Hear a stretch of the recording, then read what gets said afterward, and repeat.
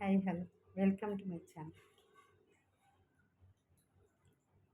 అన్నం వండేటప్పుడు బియ్యాన్ని కడక్కండి. జస్ట్ ఏమన్నా నలుసులు ఉన్నాయేమో చూడండి. తర్వాత కలతెసురు పెట్టండి. అంటే ఒక గ్లాస్ రైస్ అయితే 2 గ్లాసులు వాటర్ వేసి కుక్కర్లో పెట్టండి. డైరెక్ట్ అయినా కూడా పర్లేదు. అలా చేసుకొని తింటే ఆరోగ్యానికి చాలా మంచిది. గంజి వార్చకండి అన్నం, అట్లనే డైరెక్ట్ చేయండి, తినండి, చాలా మంచిది. గంజి వార్చితే ఏమవుతుందంటే వాటిలో ఉన్న విటమిన్స్ మినరల్స్ వెళ్ళిపోతాయి. బి కాంప్లెక్స్ ఉండదు, ఏముండదు, ప్రోటీన్స్ ఉండవు. అవన్నీ పడేసి వేస్ట్ కార్బోహైడ్రేట్స్ మాత్రమే తింటున్నాం మనం. అట్లా చేయకండి. గంజి వార్చకుండా అన్నం చేసి తినండి. ఆరోగ్యానికి చాలా మంచిది. ఇమ్యూనిటీ పవర్ పెరుగుతుంది.